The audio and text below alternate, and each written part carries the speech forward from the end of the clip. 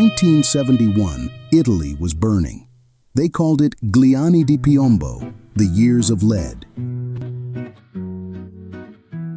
Political violence, left-wing terrorists, right-wing terrorists, the old world dying, the new world struggling to be born. In this abandoned church in Rome, something else was born. We were not trying to make a career, we were trying to survive, to make noise that matched the noise in our heads. Italy in 1972, you have to understand, everything was falling apart. It wasn't poetry, it was manifestos. People shouting about revolution. Carlo was reciting Pasolini, drunk, beautiful, wrong. He changed all the words, made it about death instead of sex. Everyone was confused.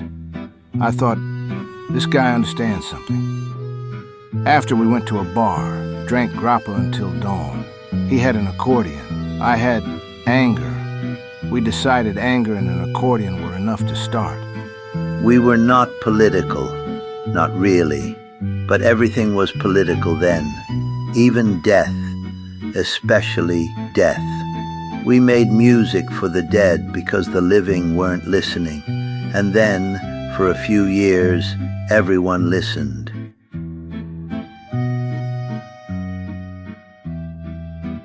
1971, November, I think, or maybe October. The weather was turning cold. I was busking outside a cafe in Trastevere, playing Turkish songs on the baglama, you know, the small bouzouki, making enough for wine and bread. Carlo walked past, stopped, listened for maybe 10 minutes, just standing there in his leather jacket, accordion case at his feet. When I finished, he said, "You play like a man who's traveled too far to go home." He was right. Carlo was, how do you say, posseduto, possessed. He'd studied opera at conservatory in Naples. His family wanted him to be tenor, in La Scala maybe, respectable, rich. But Carlo saw Bertolt Brecht films, heard Kurt Weill, went to Berlin in 1969, came back different, painted his face white, started playing accordion like a weapon. His family disowned him. He said good, less people to disappoint. By late 1971, Carlo and Giorgio were performing in squats and abandoned buildings throughout Rome. Violent theatrical performances that mixed Weimar cabaret with Italian fury. I saw them once before Elena joined. November 71, some basement in Pigneto, maybe 40 people. Half fascists who came to fight, half anarchists who came to drink. Carlo and Giorgio played 7 songs. By the end, everyone was either dancing or bleeding, sometimes both. I thought this will either change Italian music or kill someone. Both happened. Elena Monti was 20 years old when she ran away from the Milan Conservatory. She was the most talented violinist of her generation. Everyone said so. Paganini reborn, they called her. Then one day, middle of the semester, she just left, walked out during rehearsal, never came back. She never explained to anyone, not even Carlo, I think. But if you heard her play, you understood. She wasn't playing music, she was summoning something. Carlo met her in an occult bookshop near Campo dei Fiori, December 71. He told me later she was reading about tarot, standing on one leg like a bird. He watched her for 20 minutes, not sure if she was real. Finally, he asked, "Do you play music?" She turned, looked at him, and said one word, "Violin." That's all, just violin. Then she went back to reading. Carlo said he knew immediately this was the missing piece. First time Elena came to rehearsal, we were in some squat near Termini Station. Junkies in the next room. She arrived with her violin case, said nothing.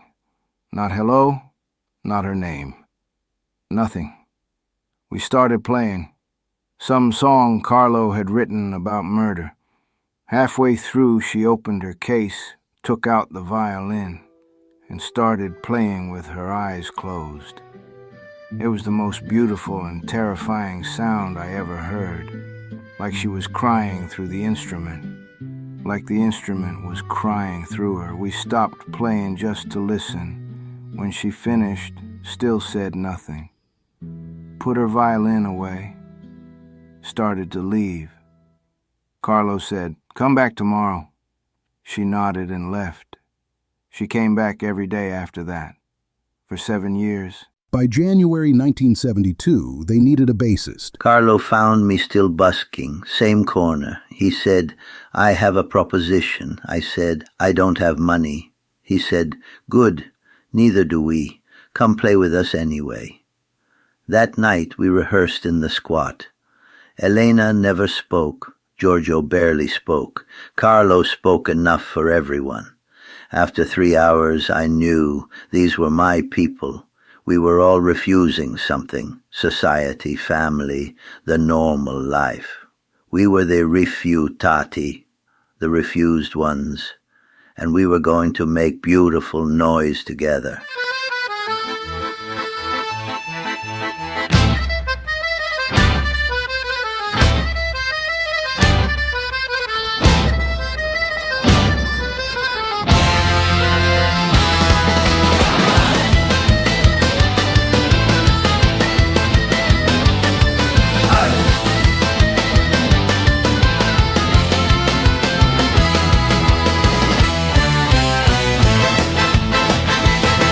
I was a young journalist at the time, covering the underground scene. I saw maybe 15, 20 Ombre Rosse shows in 72. Every show was dangerous. Not metaphorically, actually dangerous. Fascists would come to fight. Police would come to arrest. Sometimes both at the same show. But the music, Dio mio. The music made you forget about danger.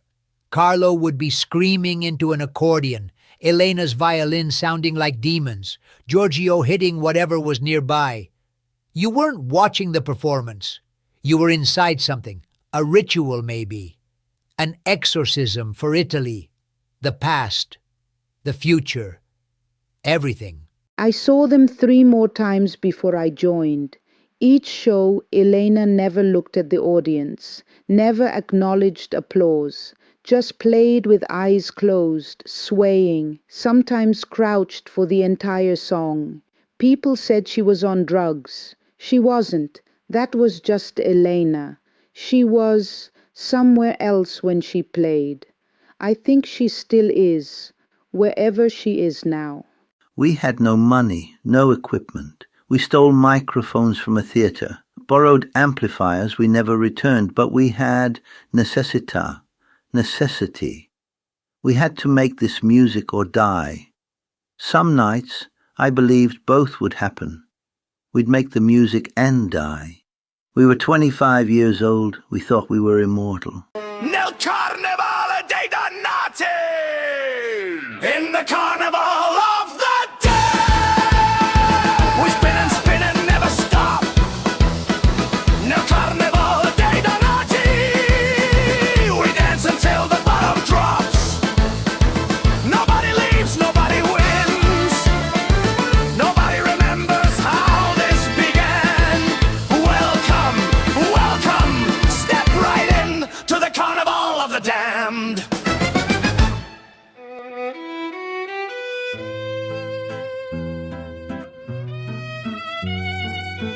In March 1972, Les Ombre Rosse recorded their first album here, in this abandoned church in Rome's San Lorenzo neighborhood. We were squatting there, living there, rehearsing there, sometimes sleeping there when too drunk to go home. Carlo's friend had a 4-track recorder. We stole electricity from the building next door. We recorded 3 nights, March 12th, 13th, 14th, drunk on grappa every night. Sober, we were too afraid. First night we recorded 4 songs: Ballata dell'impiccato, La Danze Macabre, 2 others. Carlo's cousin had died in a factory accident that winter. Giovanni. We were recording Serenata per un cadavere for him, for his memory. Dawn was coming. We'd been playing and drinking all night. We recorded it once. One take. I was crying. I didn't even know Giovanni well, but I was crying. You can hear it in the bass line. When we finished, the church was full of morning light and birds singing. Carlo said, "That's the one." We couldn't have played it again if we tried. The album was called Canzoni per i Morti, Songs for the Dead. The engineer, Maurizio, his name, he gave up and went home second night. Said we were impossible to work with. We were. We kept playing songs wrong, then deciding the wrong version was better, adding verses, changing tempos, breaking bottles for percussion. Maurizio wrote on the tape box, "These lunatics almost burned down the church." Also, magnificent. Both true. 500 copies were pressed on an independent label run by Giorgio's friend. I bought copy number 47. Still have it. Paid, I don't remember, maybe 2,000 lira, less than a bottle of wine. Now it's worth, I don't know, hundreds of euros on Discogs, thousands maybe. But the music is priceless. You listen to it and you're there, in that church, at dawn, with 4 drunk people making the most honest music they could. We made that album for the dead because we thought the living wouldn't care. We were wrong. Some of the living cared, just not many. Not yet. Through spring and summer of 1972, Ombre Rosse built a cult following in Rome's underground scene. By September, you couldn't get into their shows. Too many people. They'd announce the show the day of, word of mouth only, and hundreds would show up. The music was changing too, getting tighter, more complex. Elena was playing things that shouldn't be possible on the violin. Carlo was finding new ways to make the accordion sound violent, and they were writing songs about everything. Death, yes, but also politics, love, murder, revolution, religion. They were making opera for people who would never go to the opera, theater for people who hated theater. They were making art for the damned. October 1972, we played a show in the cemetery, an actual cemetery, Verano in Rome, midnight, maybe 300 people, candles everywhere. We played Canzoni per i Morti, the whole album, in order, without stopping. When we finished, no one moved, no one applauded. Everyone just stood there, among the graves. Then Carlo said into the microphone, "The dead hear us. That's enough." We packed up and left. 2 weeks later, someone saw us perform and changed everything. His name was Bruno Santini, and he was about to take Ombre Rosse from the underground to everywhere.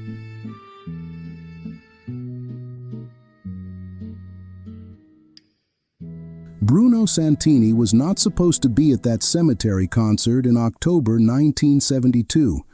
He was a producer. He had worked with legendary soundtrack composers. He scored giallo films, Italian horror and thriller movies. He was respectable, successful. Bruno Santini heard about Ombre Rosse from his nephew, who was involved in the underground scene. The nephew kept saying, "Uncle, you must see this band. They are doing something new." Bruno didn't believe him. He thought it would be noise, amateur political theater. But he went to humor his nephew. What he heard changed the trajectory of Italian music. We didn't know he was there. We never knew who was watching. We just played. After the show, this man in a suit approached Carlo, very polite, very formal. He said, "I would like to produce your next record." Carlo thought he was joking, or police, but he gave Carlo his card. Bruno Santini, film composer, producer. Carlo came to the rest of us, showed us the card. We didn't believe it either. My father was traditional in many ways. He loved opera. classical composition. He worked with legendary soundtrack composers, but he also loved the avant-garde. Experimental music. John Cage. He believed music should challenge, not just comfort. When he heard Ombre Rosse, he heard both. The tradition, opera, Italian folk, commedia dell'arte, and the future. Punk before punk existed. Theatre before theatre music was cool. In November 1972, Bruno Santini met with Ombre Rosse at Cafe Greco in Rome. We showed up, looking like we always looked. Carlo, with his face paint still on from the night before. Elena, barefoot, me with a bottle of wine already half empty. Bruno ordered espresso for everyone, sat down, said, "I want to make your music reach more people, but I won't change what you do." Carlo asked, "Why do you want to help us?" Bruno said, "Because you're doing what I wish I had done at your age." We signed a contract on a napkin. Bruno kept it framed in his studio until he died. What Bruno did was genius. He didn't try to make them commercial.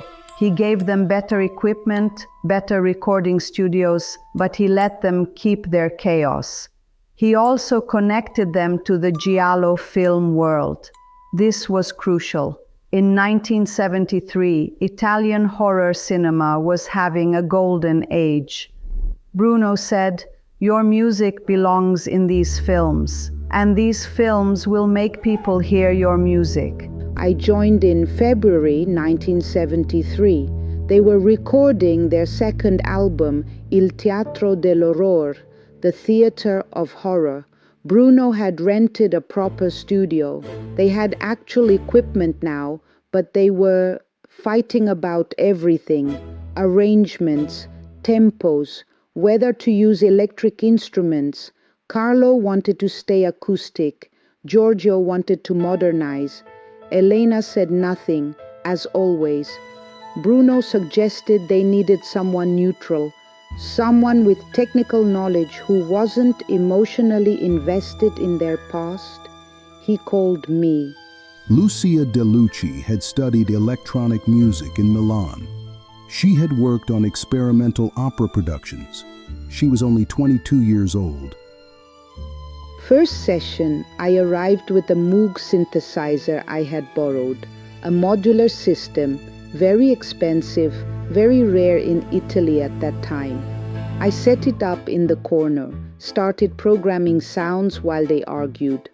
After maybe an hour, Carlos stopped mid-argument, looked at me and said, "What is that sound?" I was creating these atmospheres underneath their acoustic instruments, not replacing them, supporting them, making them stranger.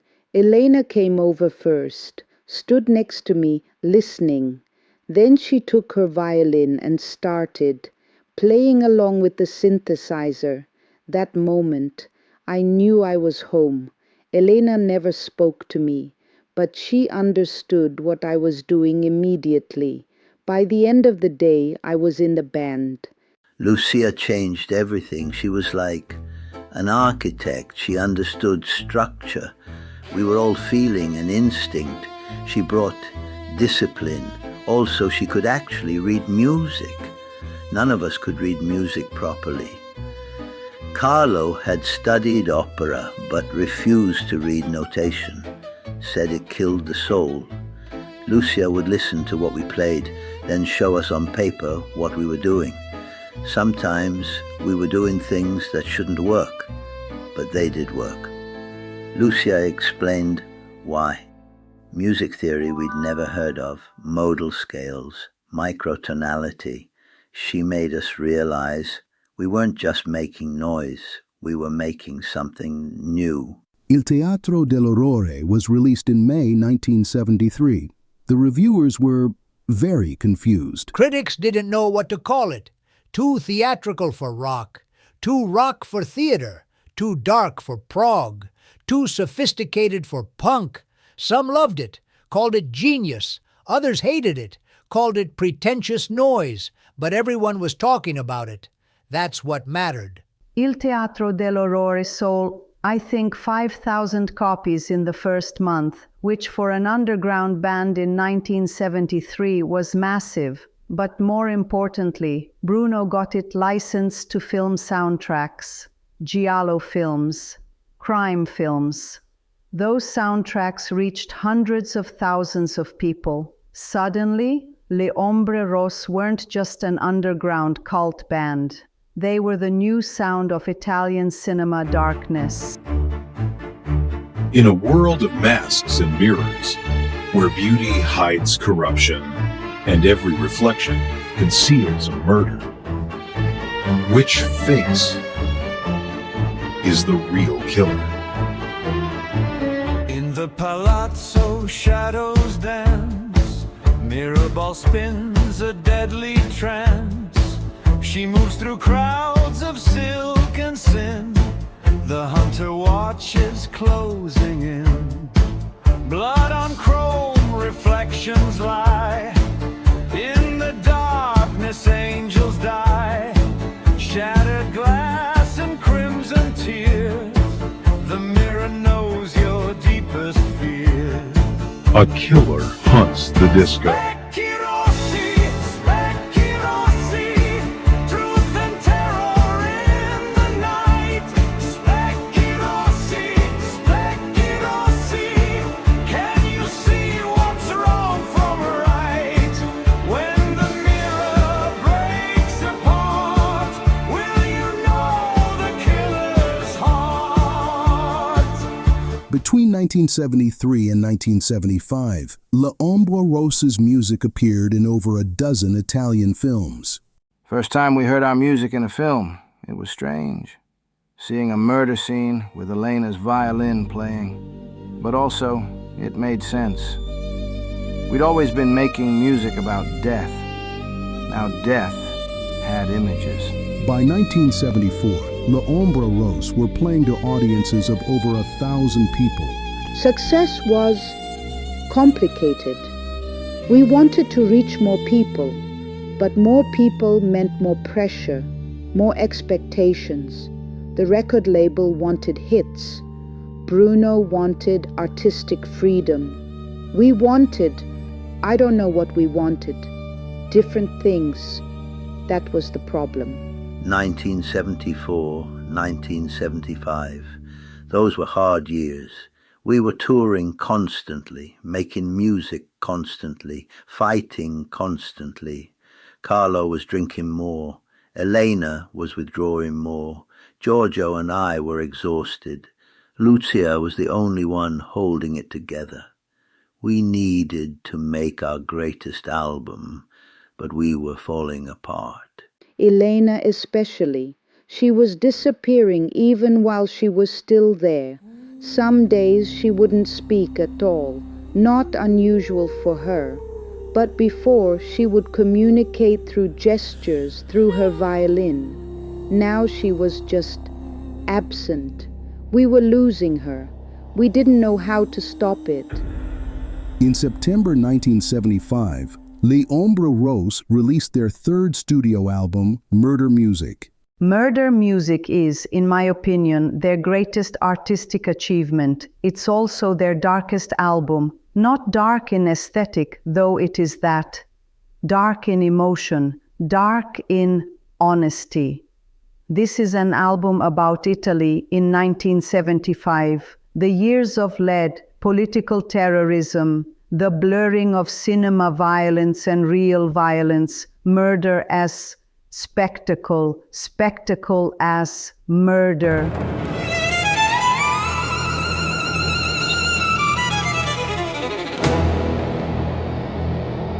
This is murder music.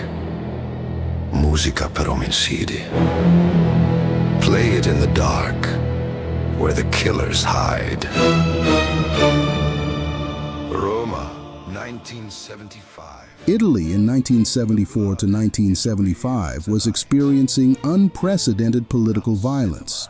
We recorded murder music in various Rome locations, Cinecittà studios, train stations, churches. Bruno wanted environmental sounds, real spaces, but also we couldn't be in one place too long. The tension was too much. Carlo was writing songs about real bombings, using victims' names. It was controversial, necessary, but controversial. Some people said we were exploiting tragedy. We weren't. We were documenting it. Italy was burning, and everyone pretended it was normal. We refused to pretend.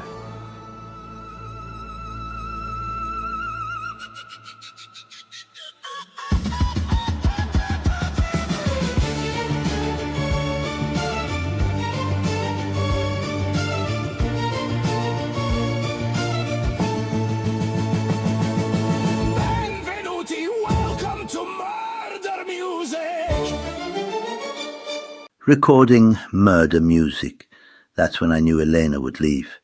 She gave everything to that album. You can hear it, especially on the tracks where she sang.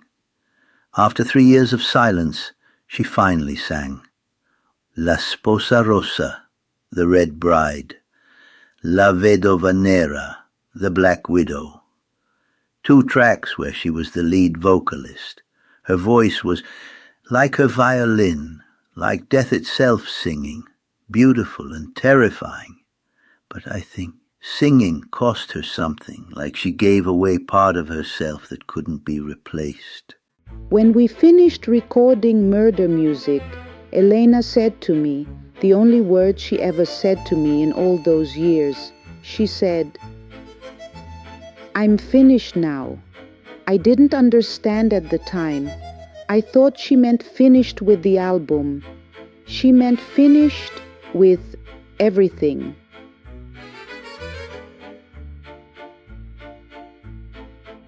On May 3rd, 1980, Elena Monti entered this church for the last time. She was 29 years old. She had not performed publicly in 4 years. She had not spoken to her former bandmates in 3. When dawn came, Elena was gone. Only her violin remained, placed carefully on the stone floor. January 3rd, 1976. We had rehearsal scheduled. Elena didn't show up. We waited 2 hours, then Carlo went to her apartment. Empty, completely empty.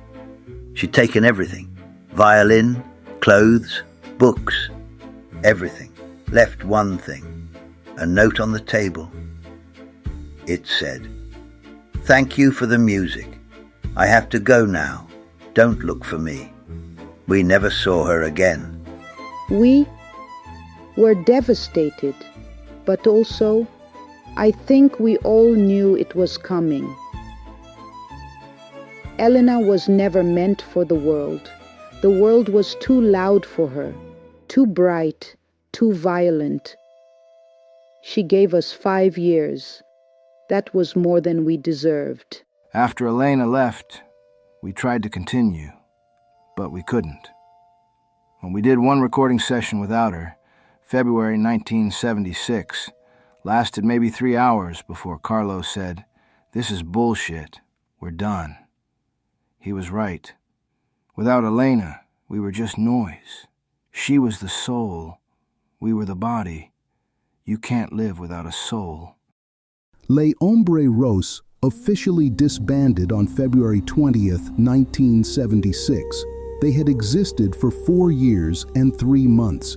In that time, they had released 3 studio albums, 6 film soundtracks, and had changed Italian underground music forever.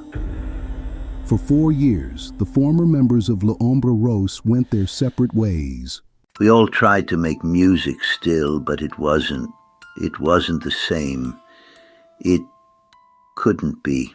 I didn't go back to England. I couldn't face it, couldn't face my family, tell them I'd been in this band that fell apart.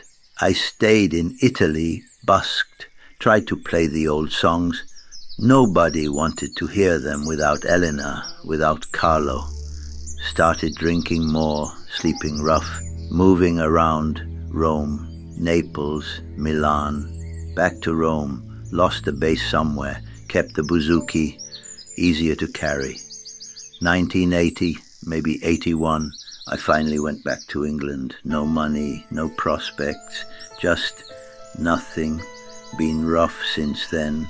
Hostels, shelters, sometimes streets. Nobody here knows I was in Ombre Rosse. Nobody would believe me if I told them. I lost touch with Tom. Heard he went back to England. Heard he was not doing well. I should have tried to find him. Should have helped. Didn't. Tom, I heard rumors about Tom, that he was homeless in England, that he'd lost everything. I tried to find him once, in the 1990s. I couldn't. When this documentary started, when they told me they'd found Tom, I cried for 3 days. I worked on Giallo soundtracks as a session drummer. Same studios where we recorded Il Teatro dell'Orrore. Sometimes I'd walk past the church where we recorded our first album. It was always locked, always empty. Like us. I threw myself into electronic music, experimental work, solo performances. People would ask, what was Ombre Rosse like? I'd say, beautiful, and over. Don't ask me again. I refused all interviews about the band for decades. This documentary is the first time I've talked about it since 1976, because someone should remember what really happened, before we're all dead and it becomes just mythology. And because I want Elena to know, if she's watching somehow, that we never forgot her. I cannot confirm or deny if Elena Monti has been here. What I can say is this: we have welcomed many women over the years who needed refuge from the world. Some stay for weeks, some for years, some for life. We do not ask questions. We provide silence, prayer, peace. If someone came to us seeking these things, we would not betray their trust by discussing it. There have been alleged sightings of Elena Monti in various locations across Italy, most commonly in monasteries and convents in Tuscany and Umbria. I spent 10 years researching Elena's disappearance, 1976 to 1986. Interviewed hundreds of people, checked every monastery, every commune, every rumor. Found nothing conclusive, but also found too many similar stories to ignore. A woman with long black hair, barefoot, silent, working in monastery gardens, playing violin at dawn in a private chapel. Could be Elena, could be a myth, could be what people want to believe. The question isn't where is Elena? The question is, do we have the right to find her? She left a note saying, "Don't look for me." That's clear. Maybe respecting her wishes means accepting the mystery. Exactly 5 years after she recorded her vocal debut in this church, Elena returned one last time. I was locking up the church, maybe 3 a.m.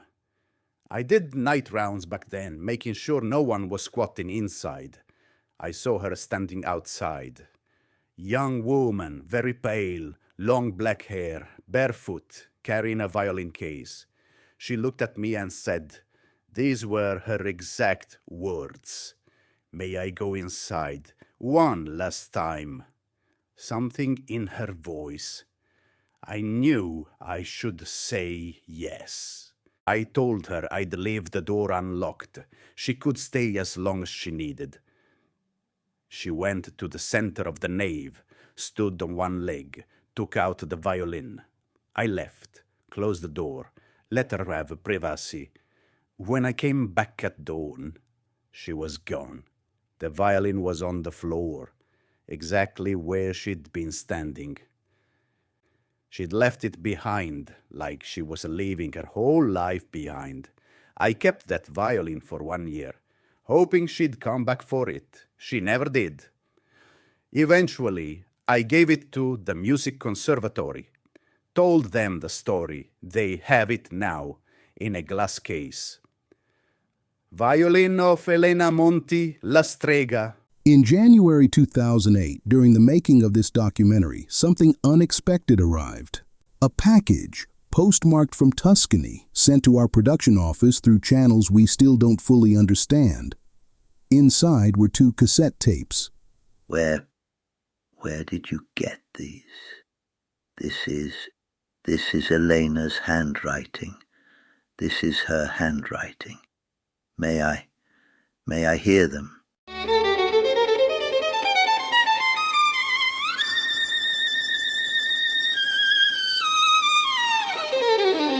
That's Elena. That's definitely Elena. Someone wanted us to have these, wanted us to hear her one more time, but who? And why now? Does she know? Does she know we're making this film? Is she watching? I analyzed the tapes. The recording quality suggests late 1970s, early 1980s equipment. TDK SA90 stock was common in that era. The acoustic signature is consistent with a large stone structure, a church or monastery. Conclusion: these were recorded in a monastery. She's alive. She's really alive. That's her. No question. She's in a holy place. She found what she was looking for, I guess. I'm glad. She's playing for them, for the nuns, not for us. She's telling us she's okay. She's telling us to let her go. Perhaps the question is not who sent these, but why were they sent now? Perhaps someone wanted you to know that all stories have endings. After hearing these, yes, I believe she's alive, and I believe she's happy. That's all I ever wanted for her. If she's in a monastery, playing violin for nuns at dawn, living in silence, that's perfect for her. That's her heaven. These tapes are her way of saying goodbye, properly, finally, telling us she's okay, telling us to stop looking, so I will. Thank you, Elena. The one person we haven't spoken to for this documentary is Carlo. Fans of the band know that he died in 1982 under somewhat unusual circumstances. All attempts to contact his family have been blocked, and the Rossetti family are unwilling to comment on his life or music. He is the last piece of the puzzle in truly understanding Ombre Rosse. There's something about Carlo that we haven't discussed yet. How he died. That hotel room in Paris. June 1982. A heroin overdose. The police ruled it accidental. But here's what's strange. I won't talk about Carlo. It's still too raw, even after all these years. The room was arranged like a ritual space. Candles in a circle, his accordion in the center of it, and on the mirror, Elena's name, written in lipstick. Elena, aspettami. Elena, wait for me. The police ruled it an accidental overdose. But the arrangement, it looked deliberate, like he was trying to reach her. Carlo was convinced she was dead, that she had been murdered or worse. I didn't understand what he was saying. That's when he started using. Things were bad enough between us all. The heroin made it even worse. The occult practices Elena would have been studying in early 1970s Rome. These were serious hermetic traditions, Rosicrucian, Kabbalistic, alchemical. One common belief across these traditions: death is not the end, but a transformation. Music is seen as a bridge between worlds. If Elena believed this, and evidence suggests she did, her disappearance might not have been an escape. It might have been preparation for Carlo's death, to receive him to guide him, to continue their music in another realm. Carlo Il Diavolo Rossetti is buried in Père Lachaise Cemetery in Paris, not far from Jim Morrison's grave. I don't know about the occult, about rituals. That was never my world. But I know this. Elena and Carlo had a connection that went beyond music. If she needed to disappear to prepare for his death, to receive his spirit, who am I to say that's impossible? Maybe he's with her now, in whatever way that means, beyond the silence, beyond death. They're together again, making music we can't hear. That's a nice thought. I choose to believe it. Le Ombre Rosse existed for 4 years and 3 months. In that time, they released 4 studio albums, 6 film soundtracks, and approximately 60 live performances. They influenced countless artists. They changed Italian music. They predicted genres that wouldn't exist for decades. And they left behind one mystery, one gift. This partially finished song was found in the 4-track recorder that Carlo had kept from their original recording.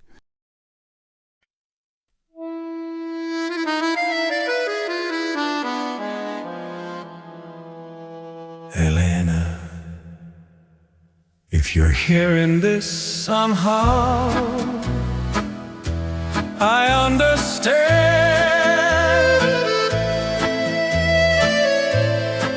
We understand why you left, why you had to disappear, why you chose silence.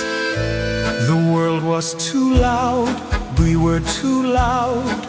You needed silence, you needed peace, you needed God. So this is me saying thank you for the music, for the beauty you created, for everything you gave me. I love you, Elena. Rest, play, pray, be at peace. We will meet again beyond the silence.